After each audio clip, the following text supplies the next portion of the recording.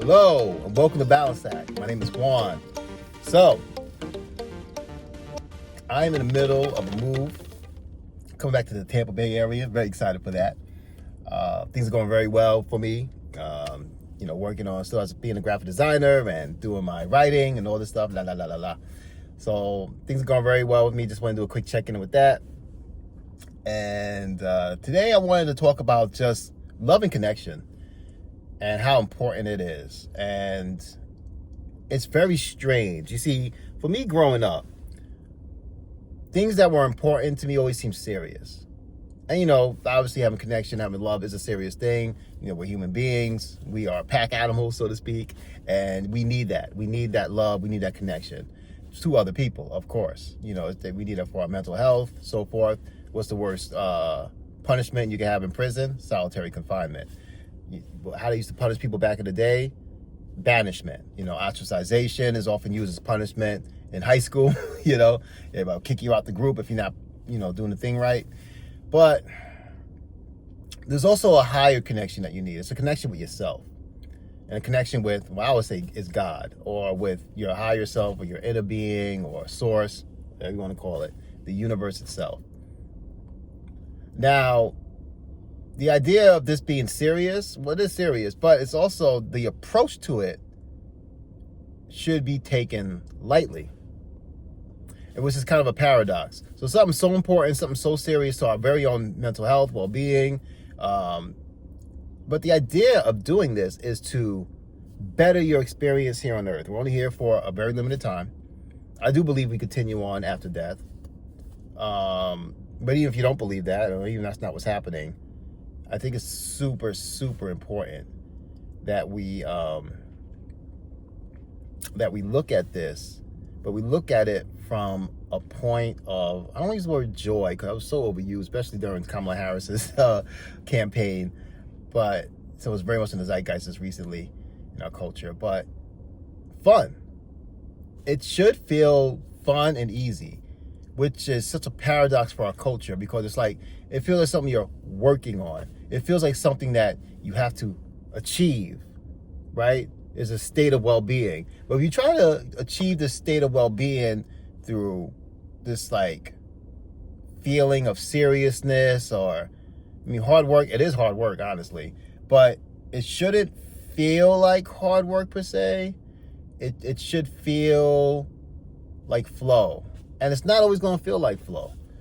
Sometimes it's going to feel hard because we're training ourselves out of something very, very bad.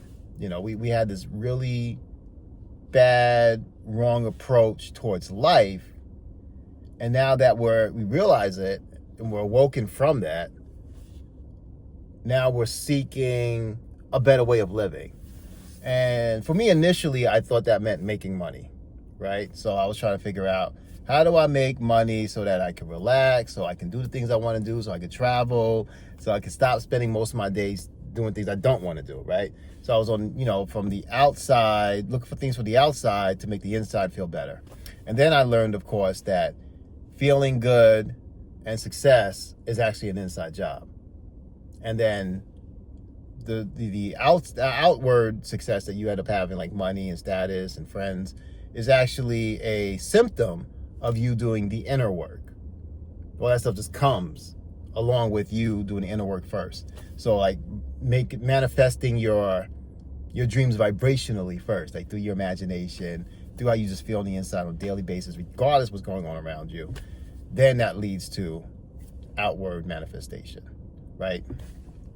So, feeling good, love and connection should feel like a fun game. And then sometimes it should even feel selfish, which is also strange, right? Because you're like, oh, love and connection. I need to be like Mother Teresa and Gandhi and sacrifice myself and starve myself and maybe light myself on fire because I love you so much. No, no, that's not it. I mean, some people do that, I guess, for whatever reason they have, sacrificial love. But most times we support and help others because it feels good to us. It feels good to you, right? So you're still getting a benefit out of it. So within our culture, you're taught that Oh, you must really think highly of yourself. Well, why are you doing that? Aren't you thinking about your brother or your sister or your mother when you're out there having fun? You're out there having fun, but your mom's sick at home. What's wrong with you? It's like, you can't save anyone. You can't help anyone unless you yourself are feeling well. Abraham Hicks has a saying of, you can't get sick enough to make a sick person well. You can't be broke enough to make a poor person rich.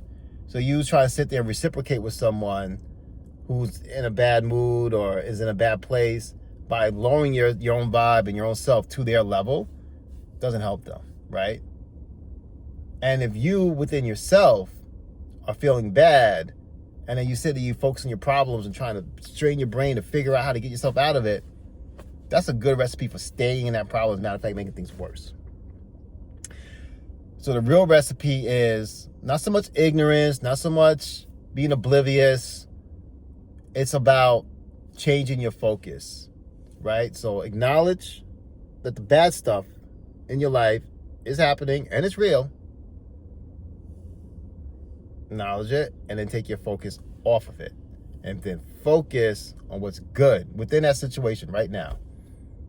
So you go to a job that you hate, and you work there, and you hate working there, and you can't stand it, and you want to get out of it, but you can't. So instead of focusing on all that shit, focus on the incentives they give you to work there. Focus on the fact that you go there for 8 hours, they pay you money, and now you get to take your girlfriend out for dinner because you made that money. You get to live in a house. You get to go to an open mic, or you get to go to a trivia night because, you know, you work. You get to pay for your cell phone bill. You get to pay for your Netflix, sit on the couch and chill, eat dinner because of this place that you go to. Focus on that. And then be eager for what is next. See yourself in the place where you want to be. And then that's your focus. Satisfied with what is. This is working out great. The weekend's here. I'm taking my girlfriend out for dinner. We go home watching some Netflix. You know what I'm saying? We're going to wake up in the morning, get some coffee. And then I'm going to go back to this place on Monday. And I'm going to sit there at my computer. I got one of those rising desks so I can stand while I'm working.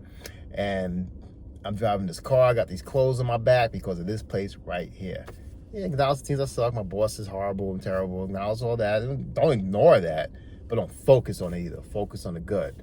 And then go home and bring out a journal and write in that journal every night of the fantasy life, the life that you know that you're capable of living, the ultimate life that you want. I'm sitting here on my yacht, chilling. My girlfriend, who's now my wife, we're having a good time eating lobster. Oh my God, we're drinking this champagne. We're going to be out in this ocean for a week. And then after that, we're going to Dubai. And we're going to vacation in Dubai for another week. We're going to sail to Dubai. Fuck it. Whatever it is. I don't know. Can you sail to Dubai? I don't know. But, you know, whatever it is. Imagine that life every single night. And then do this. Watch your vibe rise. And stop looking for the outside for shit to change. Because, you know, guess what? It's just going to change on the outside. And you're going to be shocked. You're like, oh, shit, that came in. Oh, shit, that came in. Oh, I was expecting to come in like that. Oh, my God, oh, my God, oh, my God. But now you're ready for it. So as those good things come in, it's going to be another day, baby, because you've already been living it up here. So that's how you form that connection with yourself. That's how you form that connection with God, because now you're in agreement with God. Because feeling good, having fun, and being at ease is being in agreement with yourself and God. That's how you form that connection with yourself. That's the most important connection you need to form. And form that connection with others is simply just seeing them the best way you can possibly see them. And then just seeing them in the best possible light, having fun with them as much as you can. Even if they're a psycho narcissist, just see them in the best light you can up here. Keep your boundaries if you need to. Keep your distance from them if you need to. You know, like Abraham Hicks has this other thing she says where it's like, I love you. Now stay away. You know, always protect your own energy, but always see that person in the best light. And you'll be surprised how they'll change around you. Bring out the best in them just by seeing the best in them. That's how you connect to others. So go out there, have fun, be in love with yourself, be in love with God, be in love with others. and always see the best in your situation. Be satisfied with what is, and live out those fantasies in your head. Be eager for what is next. All right, guys, that's it for this week. Thank you for joining me. See you next time. And in the meantime, may you find that balanced path between the practical and the metaphysical to your own inner well-being. Thank you. God bless. Love you all.